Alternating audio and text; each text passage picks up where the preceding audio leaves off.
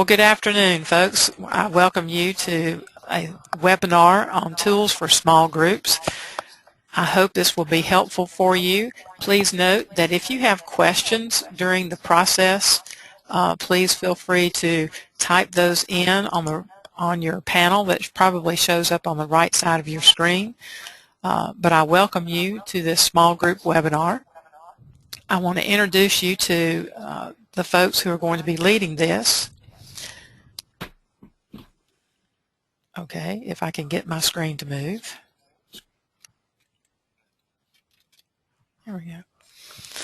Your leadership today is presenters Deb Ottenmiller from Montoursville United Methodist Church, D.G.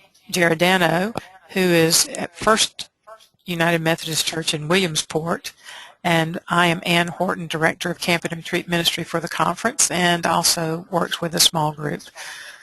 So we welcome you today, and at this point I'm going to turn presentation over to both either Deb or DG, and they will make comments to the next slide. Well, hello. My name is Deb. If we could go ahead and start on the community group slide. I see I have a question.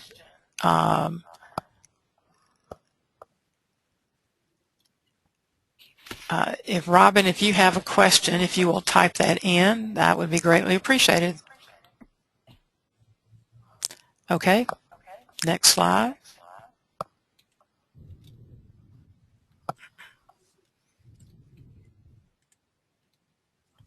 Okay.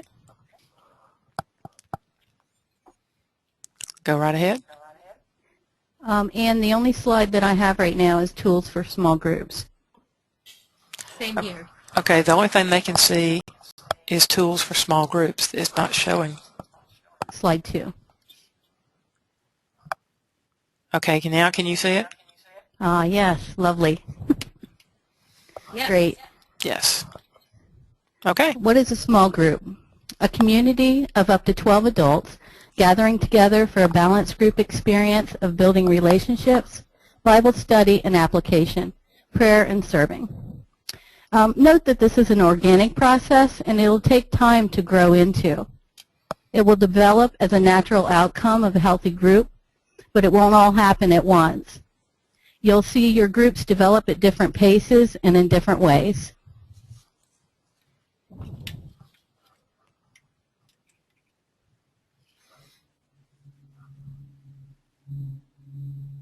How do you get started? Well, prayer, the support of your pastor, discerning the leaders that God will be using, gathering to gauge interest, training leaders, paperwork, of course, leading discussion, and a coordinator of small groups. So we're going to be breaking this down. Don't let this list seem overwhelming to you. So let's go ahead and start on pray. Pray, seeking God's guidance and direction, seeking names of potential leaders, seeking people whom God will work on their hearts to be part of a small group, and seeking wisdom for curriculum and resources to be used or developed. Prayer is a key to development and foundation. You may find that God has someone in mind you would least expect. Be consistent in prayer, and He'll reveal this.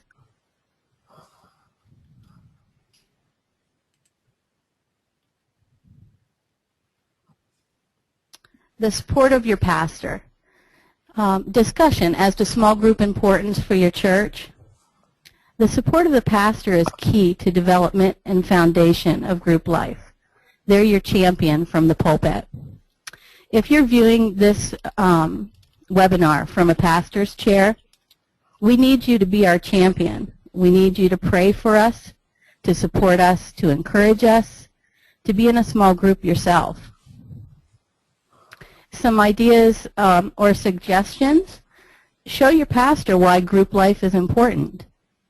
Bring your ideas and suggestions to them and think about how to implement them. And some names of folks that come to mind after you've been praying. Be prepared when you go to your pastor. Go with names of possible persons to invite into leadership, and get excited and be informed.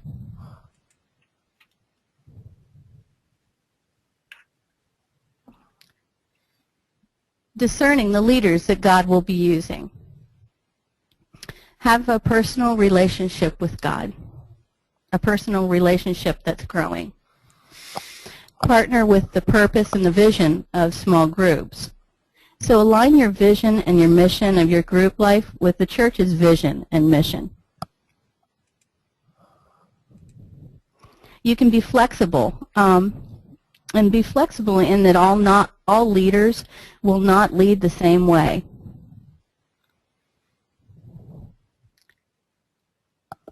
Journeying with others and facilitating discussion. Encourage participation rather than a lecture style. Not one person teaching, but the group interacting as a whole.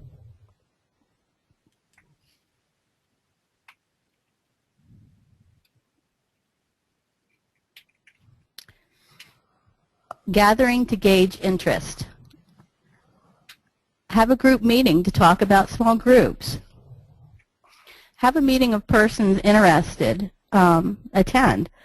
Get buy-in among the people, and possibly form some groups from that initial conversation. Perhaps there might be multiple small churches that meet all together to form some small groups to just get started, or to toss around ideas. What's important is just to do something. Have a time of question and answers. Put a pot of coffee on, have a few snacks, decide your logistics, the when, where, the time frame, the possible topics. This will give more investment of everyone if as a group you decide these things. And as you're setting up the when, where, that time frame of when you'll meet. Also location and childcare options, possible topics. And then to end this particular gathering, decide a start date. And it's really key to do that.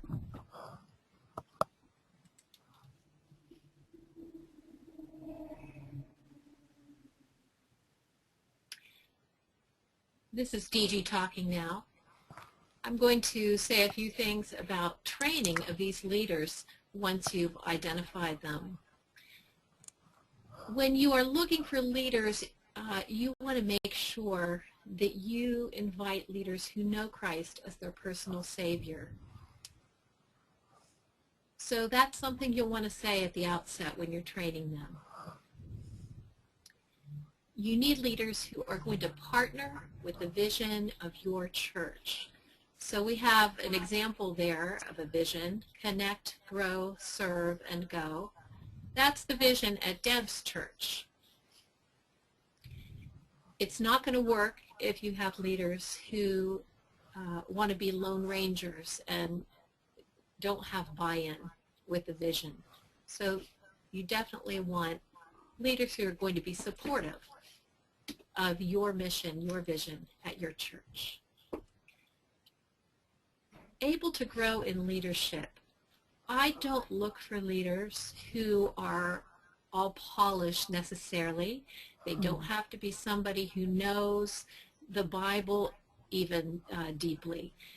They don't have to be terribly knowledgeable. What they do need are some of those key things that we're saying, which is, of course, knowing Christ personally, and they're able to grow. If they're willing to grow, you can work with them.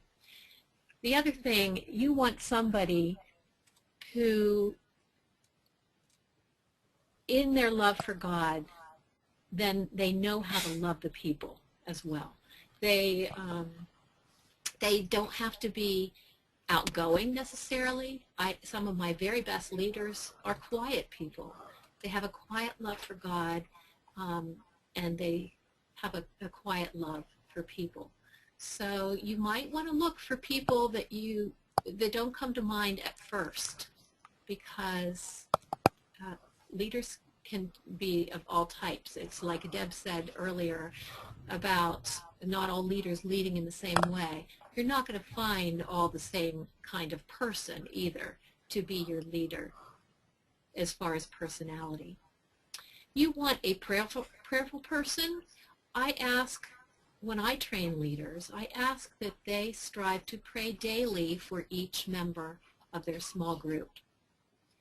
Even if that person hasn't put in a request for prayer that week, you know that you can be praying things for them, just from your observation of them and getting to know them through your group. So ask them to be faithful in praying daily for each group member. You want someone who can facilitate discussion. Deb mentioned this, that we in small group life do not have like the old Sunday school model of a teacher and who is lecturing with participants sitting there taking notes. That's not how it is. You want someone who knows how to lead a discussion, and it doesn't have to be complicated. They just have to be willing to draw people out and stay on topic, make sure that they're watching their time so that they cover the material that they're planning to cover, and have the wisdom to know when to take a break from that if there's an issue in the group, someone's having a problem that you might have to stop all of a sudden and pray for that person. You want a leader who will stay in touch with the group members. These days, there are all different ways of doing that. Someone who is going to stay in touch with them through texting, perhaps, Facebook possibly, or sending email reminders about something that the group needs to know. If you're having a special service project that your group is doing, for example, someone who's going to stay in touch and help keep their group members on task. Sometimes you have wonderful leaders who aren't very organized, and in that case you're going to want to train your leaders to say, look, if you're not good at this kind of stuff, you're not good at staying in touch with each member of the group, you find someone in your group who is good at that, someone who will be your secretary and your organizer. You want a leader who's willing to do that community building within their group, to know someone who knows how to, who is a caring person, who can have that group become its own little community, not a divisive person, but someone who is a unifying presence. Before we move on to the next slide, excuse me, to Deb and DG, we've had a question is, what is your opinion on co-leaders of a small group? Love the idea.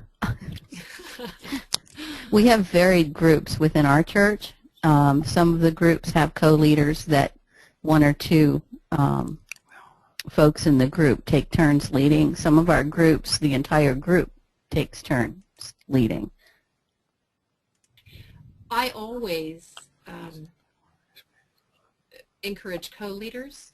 I encourage, if a small group starts, I encourage the leader to identify what we call an apprentice right away. And then that person will come and take group leader training, that apprentice will.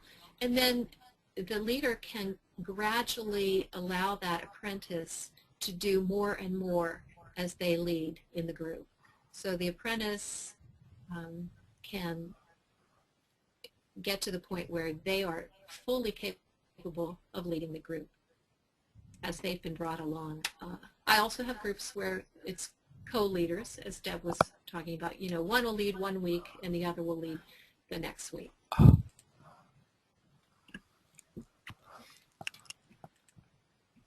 I hope that was helpful.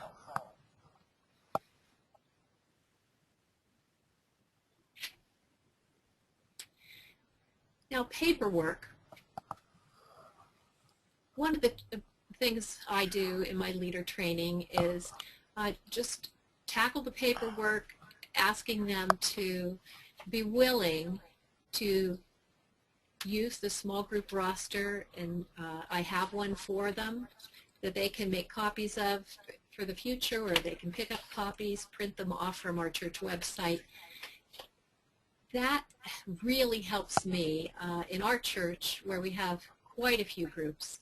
That way, when they turn in that roster quarterly to me, I know if someone has not been faithful in attendance or has dropped out and the leader forgot to tell me. The small group roster is helpful for the leader to know, see patterns, and it's a reminder for them to call when the members are absent from the small group. Just an initial overview of hosting. These days, hosting is all different. It can take all different kinds of forms. You want it to be that your groups are places of hospitality. That doesn't necessarily mean that there's going to be food and beverage, which sometimes there is, but just that people who walk into the group meeting feel welcomed and comfortable in being there. If it's meeting at a home, it can be as simple as, the host remembering to turn on the porch light and get the dogs or the cats put away, because they might be problematic. Even if they're nice animals, not everybody is comfortable around pets. I tell my leaders to keep it really simple. You don't need to lay out the red carpet. You just need to be warm and welcoming. You don't have to have elaborate food. There, you might want to have a child care checklist, and also the paperwork, as I mentioned before, about email, texting, Facebook, whatever method you are using to keep in touch, that there should be sharing of contact information, and that needs to be inclusive for all. So ask your group leaders to, come up with a group roster with those contact points on there, so that you can have phone numbers. Everybody will have the phone number or the email address of everyone else in the group.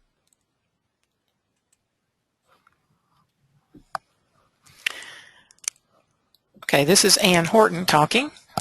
And in leading a discussion, some of us find it very challenging, but these are the 6 points I'm going to talk about a little bit on each one, just to give you a little more detail of what I'm talking about. First off, we have in plan, have a working knowledge of the material or study that you're going to be using, and also consider your logistics, meaning room setup, discussion tools that you may want to use, and that can be anywhere from videos, handouts, maps, activities. When you're looking at material, you want to envision the discussion you want to have and where you're going to go with that discussion, and then prioritize your questions. So in moving to a clear guidelines, establish those clear guidelines. Some covenant or some groups want to create a covenant, and sometimes I think that is beneficial to a group because it gives them parameters in which they need to maintain during their whole time that they're in a small group. But some guidelines that I always use is, there are things that you think of already: regular attendance, promptness, confidentiality. Well, for some reason you may have just lost your screen.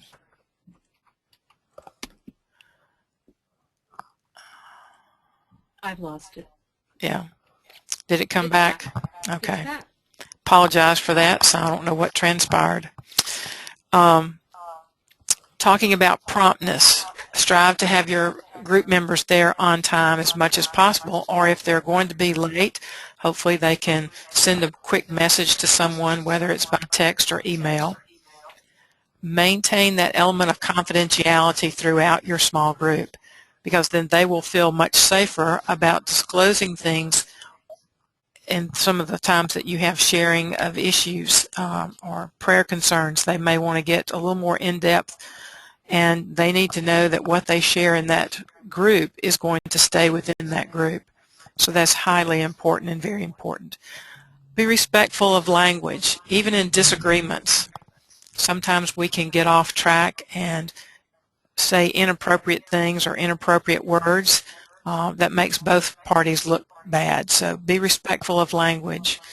And then also think about those minimizing those outside distractions. One particularly that we all, when we're teaching something, is cell phones. Have them turn off their cell phones or mute them so that they don't ring or bother you while you're in your small group sharing time, because that moves an individual out from sharing possibly to wondering, well, why didn't they turn off their cell phone? You need to remember that you set the tone, so start strong in what you do.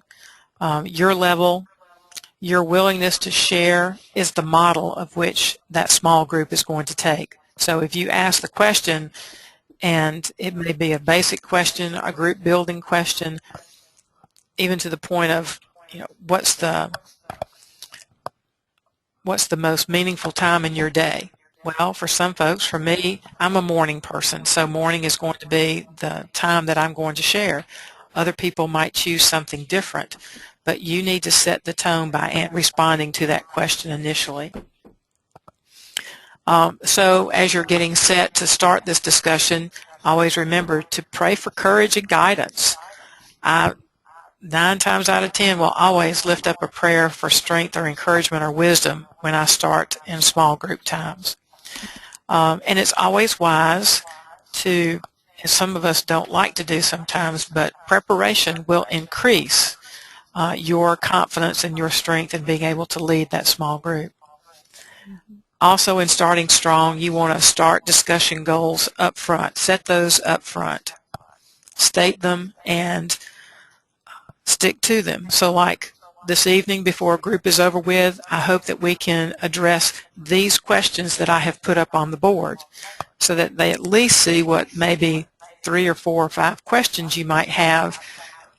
And during that course of your small group, you're going to answer those 5 or 6 questions, whatever you have listed. Also start up with warm-up questions. If your first question is deep, you're going to have a huge block of silence probably. And with that, you need to be comfortable with silence from time to time. So begin with a light question, one that helps the group build into a more deeper discussion. But questions should reveal something about the individual that can also be tied to the study. That question can be tied to the study. And like I said, you will need to start that to give the answer to that question. When you're looking at launch the discussion, okay, also remember you're on a time frame. You're going to start and end on time, but you have to have, sometimes you'll have closed questions, which means you're going to have a question that may take a yes or no. You can ask some of the questions out of Scripture, where one that comes to mind were the disciples initially confused by Jesus' statement. Of course, that might be from a study where the people would either going to say yes or no. Well, that can launch you into an open-ended question, which is the second piece, and then helping them begin to ask the questions: how, why, when, what, describe, tell. Those are 6 words that you can use. Well, how do you know? Why do you know that? When did this happen? What effect did it have on the people? Describe your feelings, or describe what you, in your mind, what you think or see or hear. Tell us about a time, and finish that question out. So I'm hoping that that will give you some open-ended questions that will help you ask more succinct, and give direction to that. Also, in leading discussion, you want to manage the discussion. As I said a few moments ago, yes, leaving room for that silence. Now, my hunch is a lot of us don't like silence when we ask a question, but I think it's beneficial to everyone to have a block of silence so that, yeah, and you can tell by their body language who's going to answer first or who's not. So you want to ask one question at a time. Don't fear the silence. Let them wait. And if you have eye contact with someone, they're probably going to feel the nudge to strive to answer that question, and that's okay. Give positive feedback, affirm answers that they give, and affirm their participation if answers are not quite what you were hoping for. Still affirm those. Don't be afraid to gently call on someone, because in small groups, whether you have 3 or 12, and I would hope you wouldn't go over 12 because that generally gets to be a little harder to manage, but I hope that you will help them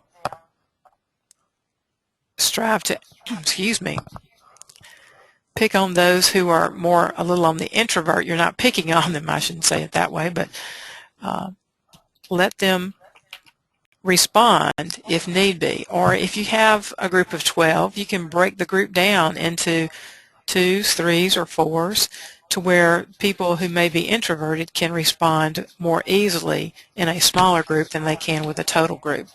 Once the group gets to be known, I think you will find that people who tend to be more quiet will generally talk more. You want to ask guiding questions and statements, and you want to help keep that group on track. Direct it to deeper reflection questions. Is what I think is always helpful. An example,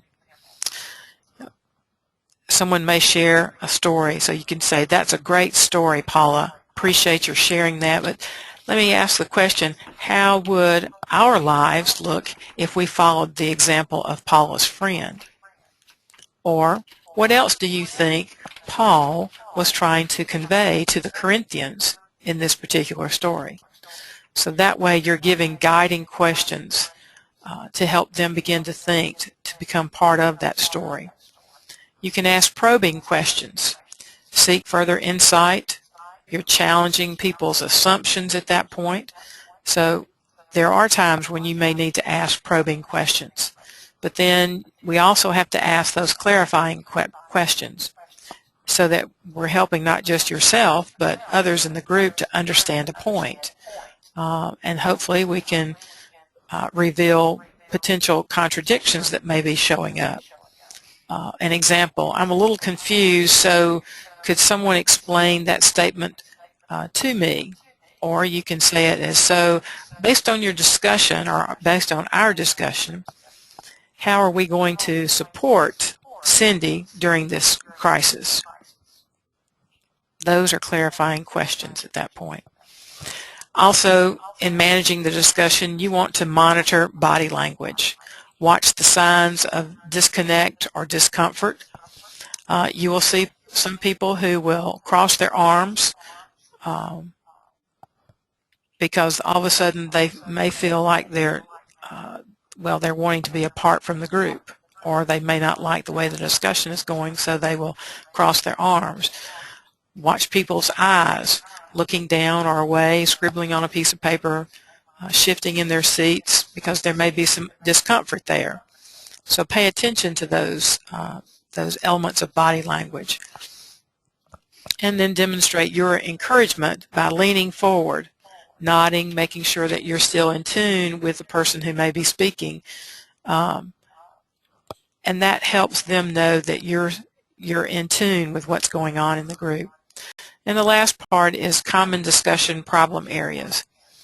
We all have individuals who like to dominate the group, who oftentimes may take the group into a totally different direction. Well, it's partly your task.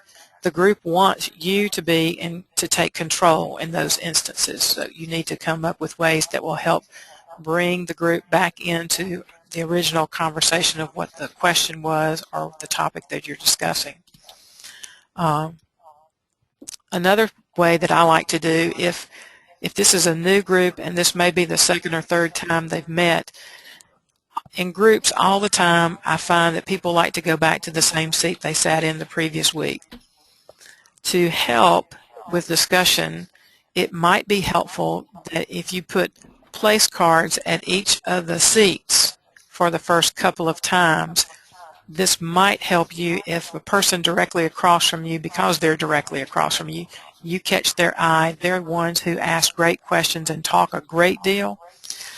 You might want to move theirs next to you next time so that you're not looking at them directly, and others will have the opportunity to be in discussion at that point.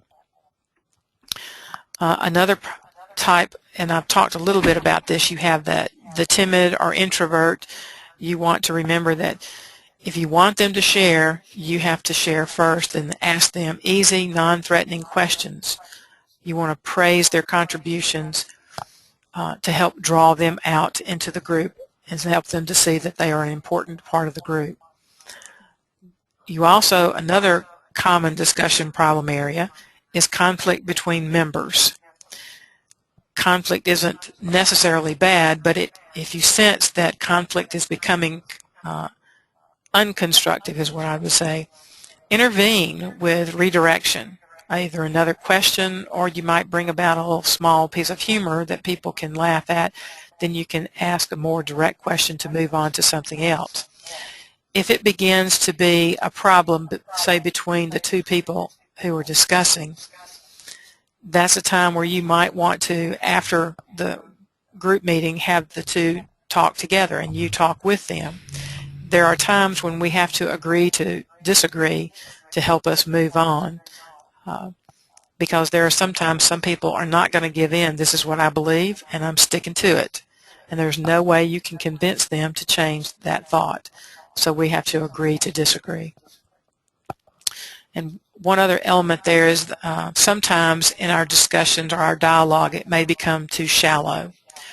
Well, relationship building is needed, so spend a good bit of your time in these activities in the very beginning of each time you get together, because these warm-up questions help to get or move people into more of getting to know one another, and will begin to help move you in the direction of asking deeper questions instead of the shallow questions. The last piece to that is going off topic. A lot of your people who like to dominate will get you off topic. So look for a pattern. Does it occur at the same time each week? And if it does, maybe you need to schedule a break in your time frame. If it lasts more than an hour, you might want to do that. Does the same person tend to lead you off topic? I think a gentle discussion might be needed with that individual after your small group meeting. I would always encourage you to have an outline of how you'd like the meeting to flow each week, because that will help you keep in mind your process for the group.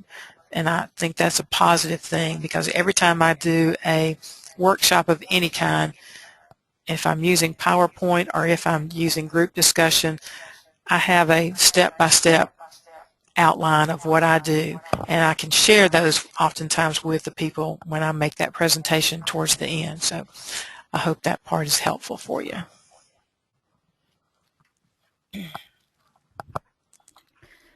Coordinator of small groups. This is Deb again. It's a person who's thinking 6 to 10 months ahead. Could be a pastor, a lay person, a Christian education person. To be thinking about what studies could be used. There's such a variety of things out there. Some really great things, and we'll talk about that in a little while. What new folks need to be plugged in. I always carry around a notebook with me just to jot down ideas when I think of them, or if somebody mentions something, people's names to contact. small groups that already exist and moving the group deeper, offering out challenges to go deeper. Groups formed with common life stage or relationship.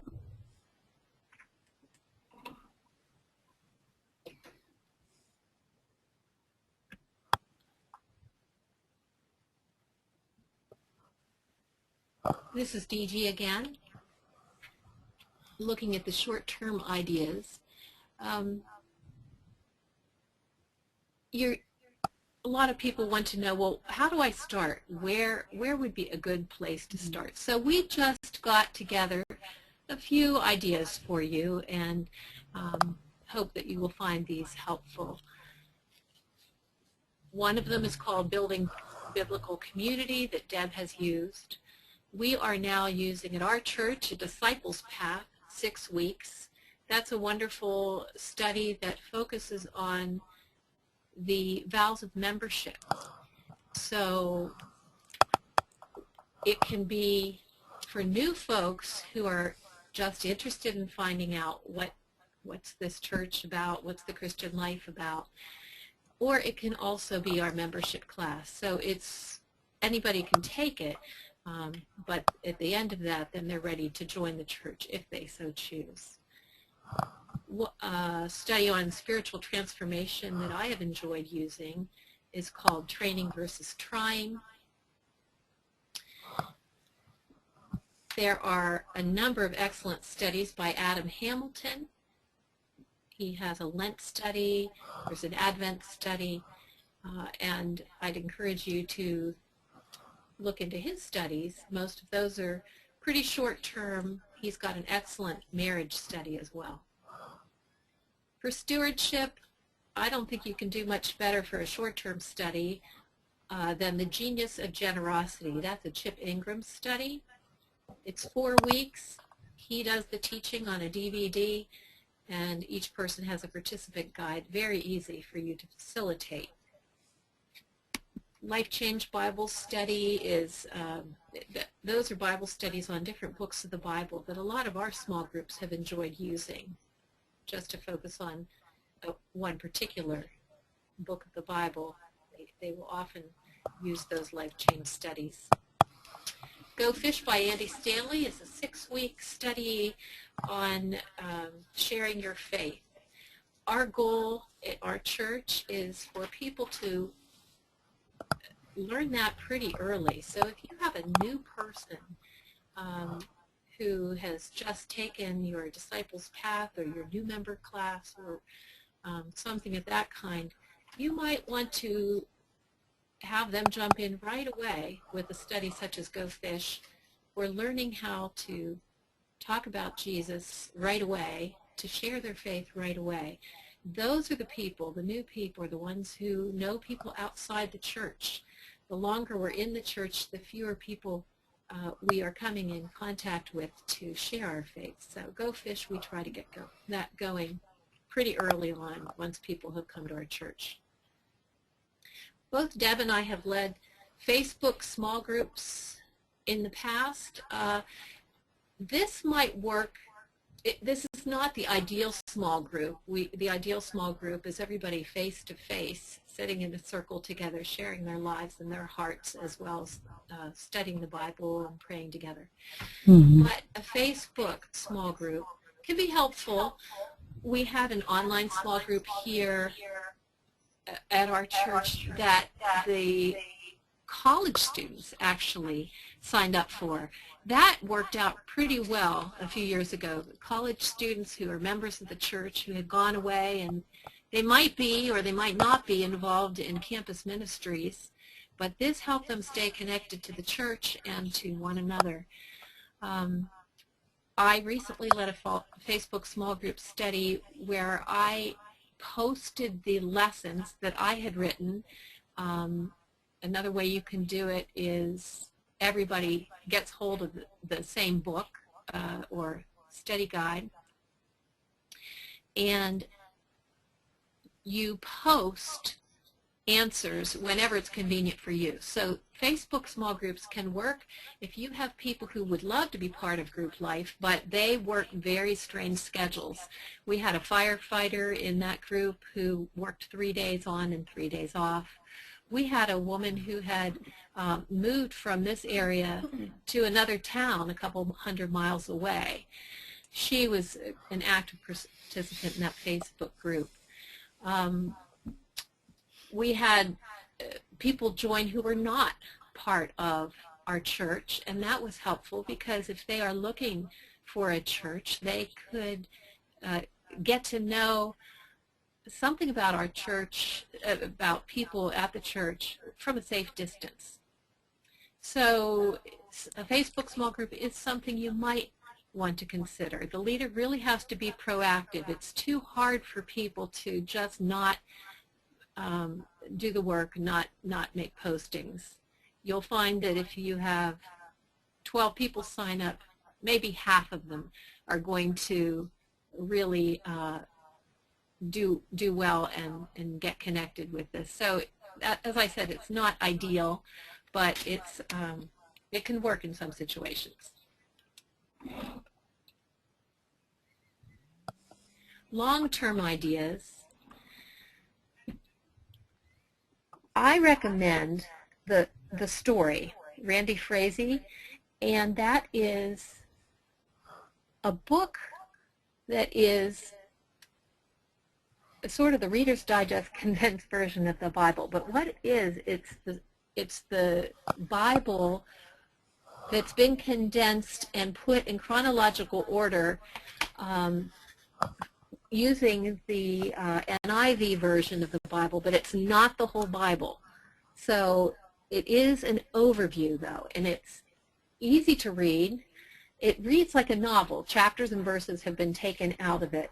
There's a DVD teaching component to that can be used by small groups, and it is long. I mean, it goes for 31 weeks, but we have a group doing the story right now that I'm actually a part of, and there is a woman who has been attending church for years and years and years. She's been part of group life but has been really irregular in her attendance, and this story has captivated her. She has felt that for the very first time she gets what the Bible's all about, and she comes regularly. We have been thrilled. So I recommend that as something that's not hard. It does take, quite a few weeks to do, but it's something that's really been very helpful here at our church. Disciple Bible Study, of course, is a long-term study that goes much, much deeper. And that's been transformational in our church over the years. We are not using it much at present because it takes a big commitment on the part of the leader. It's not something that you are likely to want to start out with unless your pastor or someone who has a lot of time is keen to lead that. It's a fine study with DVD teaching tapes that go with it, but it takes a huge commitment on the part of the leaders and the participants. The Purple Book is something that goes a little longer, in between a short-term and a long-term idea, and we had a group use that here, and I know Deb has found that profitable at her church. Now, I cannot stress enough how helpful it is to use discoveryplace.org, that our conference has that resource center available for your use. If you have never used it, let me tell you that the people who staff that are just top-notch. You can go online and see what they have if you're looking for a particular resource. You can reserve it online, but you can also make a phone call and talk with them, and they will be so helpful in helping you find a small group resource that is really good for your particular situation, for what you're looking for. They'll even send you a couple different resources that you can preview, choose the one you want, and send them back. The only cost to you is the return postage, which is cent media rate, and so that's quite reasonable. And I have used Discovery Place time after time, especially for DVD resources, where you want to be able to use that with a group, but you don't want to purchase it. Some of those DVD resources can get pretty pricey, especially things like the Beth Moore studies that a lot of the women's group like to use, and it's a real savings to be able to borrow from Discovery Place. So I would just highly encourage you to get to know Discovery Place if you have not done that yet. I'm going to add another one to the list, and that is Cokesbury is coming out with a new Bible study, and it's called Covenant. And it's going to be a 24-week series, or you can break it down into 3 8-week series. But Covenant is going to be talking about the importance of covenant, and it's going to look at creating, living, and trusting. It looks really good. I've read through parts of the sample that I received in the mail, and I think folks would glean a great deal from it.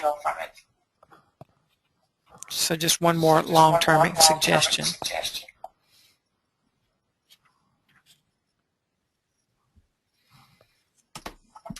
Okay.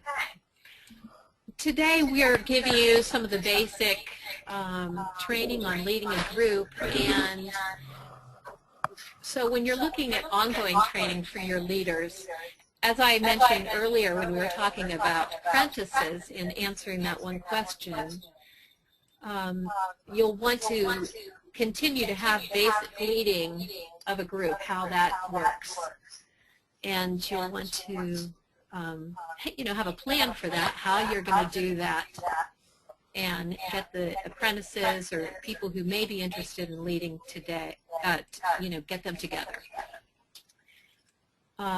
You'll want to encourage for your leaders who are ongoing, make sure that they get safe sanctuaries training so they are, as leaders in your church, well aware of how you want to take care of the children and the vulnerable adults in your congregation, how to protect them.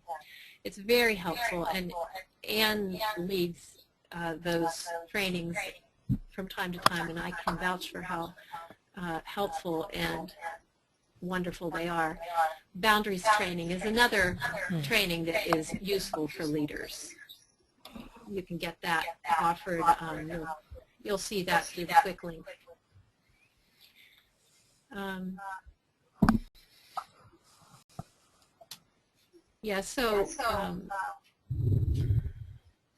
So those are just some of the tools.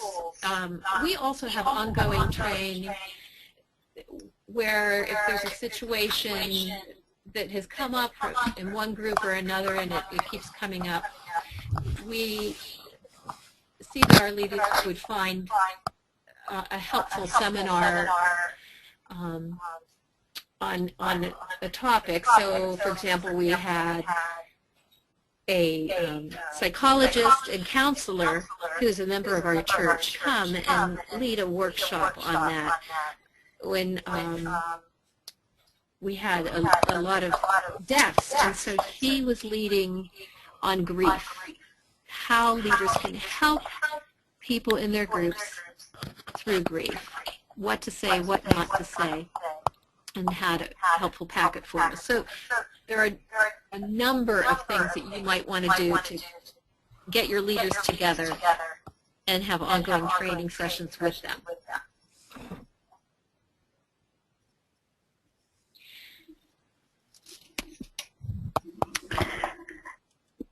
Hi, this is Deb again.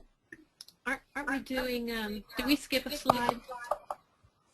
I think we skipped fits with other education. There it is.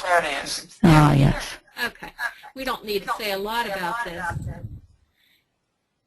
But a lot of churches have a solid Christian education program, and so you are adding small groups in.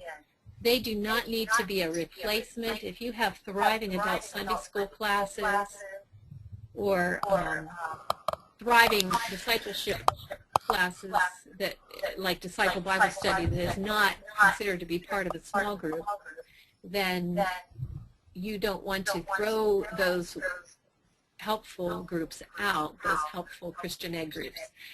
You just want to enhance.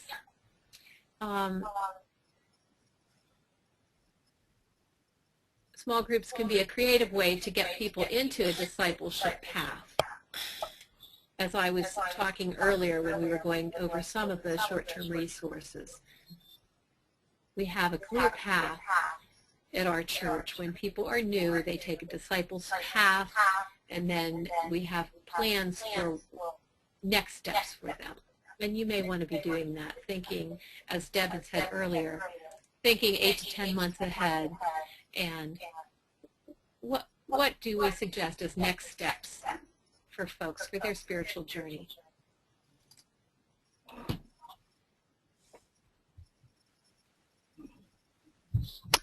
Bridge events. We all have folks who are not plugged in, folks who are looking for a group, or folks that are new to the church. So we could offer specific first date experiences with an intentional next step of group formation built right in. Plan for success. As Ann had said earlier, be prepared and be planning. Determine your audience and maybe bring along some specific tools, some materials that they might be able to travel a journey together. Bring that first date experience there, and then have your next step of your group formation. And again, just to reiterate of earlier, deciding a start date is key as well.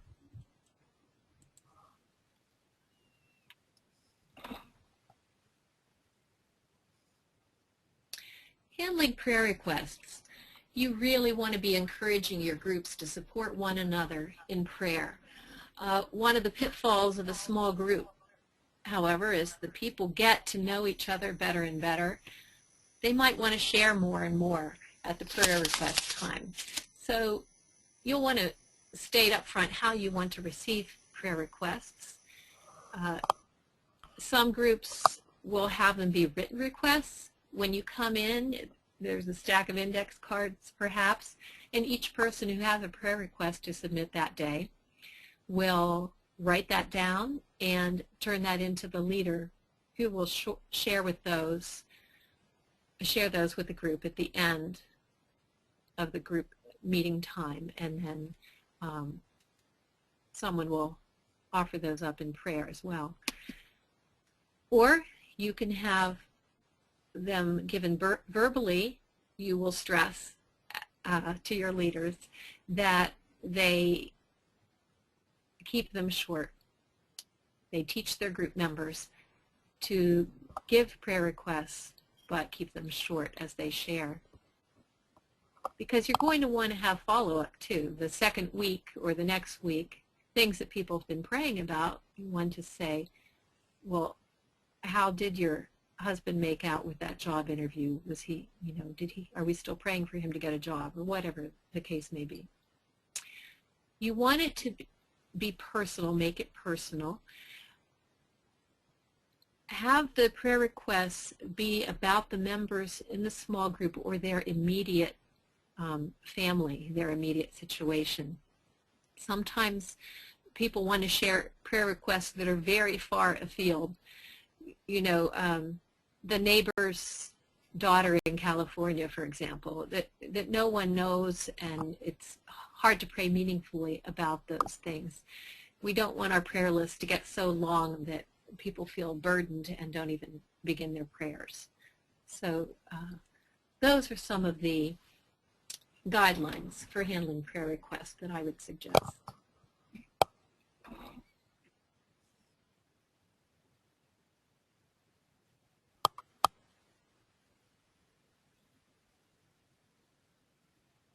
Deb, are you up next?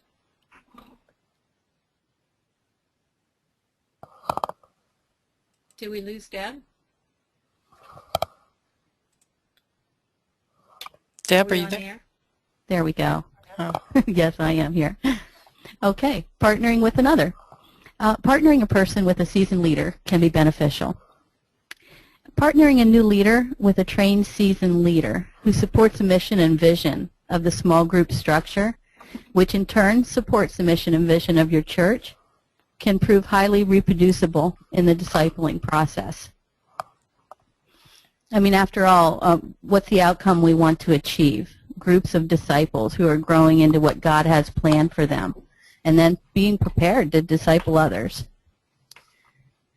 Your investment will determine your outcome. And again, this is an organic process over time. It just doesn't happen overnight. It takes investment, support, and commitment.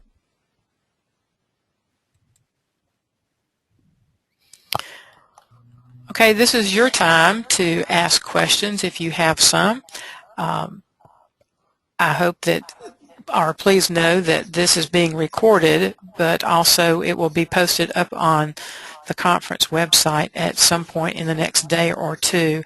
I will send you a link as to where it will directly be so you can look at these slides again.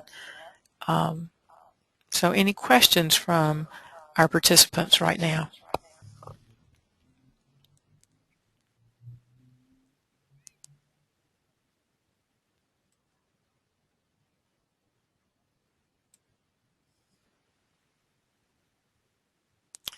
Well, Deb and DG, do you have anything else you would like to share?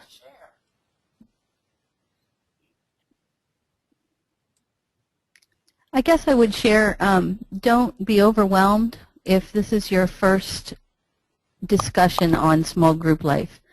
It is such a joy and such a privilege to be able to be a part of small groups. And as you develop and go and follow what God is leading you to, and praying all the time, He's going to develop that in your church.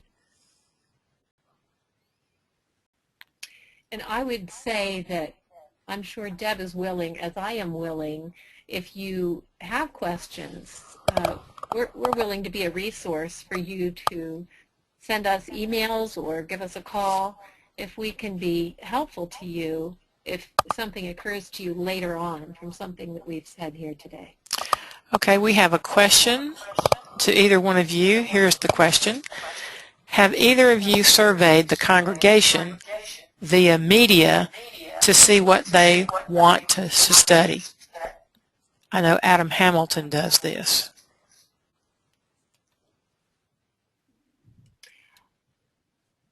I have not the entire congregation. We have not either. So how do y'all go about surveying your congregation? We have church-wide studies in our church, 1 to 2 times per year, that all of our small groups as well as our congregation is invited and just goes through in unison. As far as the small groups as they develop, is that more what you're looking for?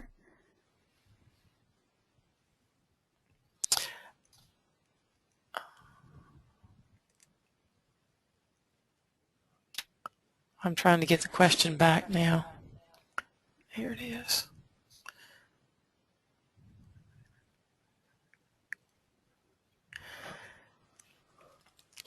I think Robin is asking from the standpoint of getting started, or even if you've been doing small groups for 3 or 4 years, to get kind of a idea of where people are wanting to go. So how do you get those ideas or ideas for study? And I remember one of you saying that you deal with oh, I hate it when thoughts go through my brain and don't come out. Well, I talk to the leaders Mm-hmm. because they are the ones who know what the people in their groups want. So I kind of count on them. And then people in the congregation, of course, know me and will say, I'd like to see a study on this or that. The other thing that I do is I look to see where God is at work. Through prayer and observation, I see a need for a particular kind of group. For example, in our church, one of the most thriving small group ministries is what we call First Friends, and they are folks with cognitive impairments. At one point, a few folks who were mentally challenged started coming to worship, and of course they wouldn't have understood the material in the regular adult small groups, but yet they weren't children. Of course, they weren't going into the small children's classes. So we established a small group specifically for them using Friendship Ministries materials that are geared for them. And it is the highlight of the week for many of them to come on Wednesday nights and have their small group meeting. And we have a dynamic leader. And she has a whole team because it's grown into 3 separate groups, not just one now. So that's kind of what I do. You want to look and see who's coming, what might their needs be, and then have conversation with different people who are, you know, in those different situations that you might see. If you have moms of young children, you may want to start a MOPS group and be in conversation with them, some kind of mothers of preschoolers group, that sort of thing. Okay, Robin Bowen has a question. Should small groups be only within a particular church, or can you include people from other churches?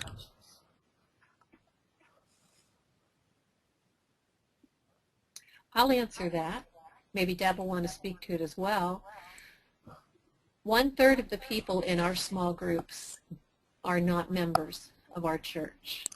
There are people who are, well, for example, the First Friends that I mentioned, most of the folks with cognitive impairments are not church members, although some of them have chosen to join who did not have a church. But small groups can meet the spiritual needs of people who maybe go to a tiny church of 10 or 12 or 20 people where they don't have small groups. And they are welcome to come to our small groups and be fed spiritually and have fellowship with like-minded people, and then serve in their own churches through whatever ministries they are doing. We don't sheep steal, but we're not trying to take anybody's people, but small groups are a wonderful way to be a portal into the church for those who are not churched. Plus, most of you folks have friends, and to be able to invite your friends, I think that is wonderful, whether they go to church with you or not. You're doing life together through your group. Why not do it with your friends and your persons who worship beside you and your relatives? Well, to honor our time frame for the day, we thank you for joining this webinar.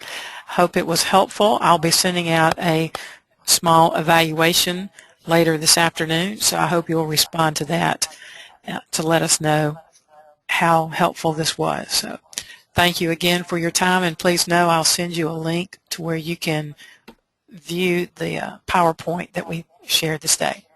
Thanks for your time. Appreciate it. Bye-bye.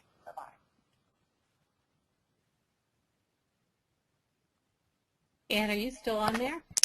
Yes. I thought it was longer. I thought it was 12 to 2. No? No, I don't think so. I figured we would go until we got through. 12 to 1. Yeah, okay. I just didn't know if we were cutting off questions or not, or how, because tomorrow's scheduled from 7 to 9, so I didn't know. Well, I schedule that so it leaves us time to do whatever we need to do. Okay. So if it goes over, great. If not, that's okay too. Yeah. Okay, good. And I didn't see any more Sorry. questions. Yeah. Okay. I may have been, I know I was stumbling some of the time because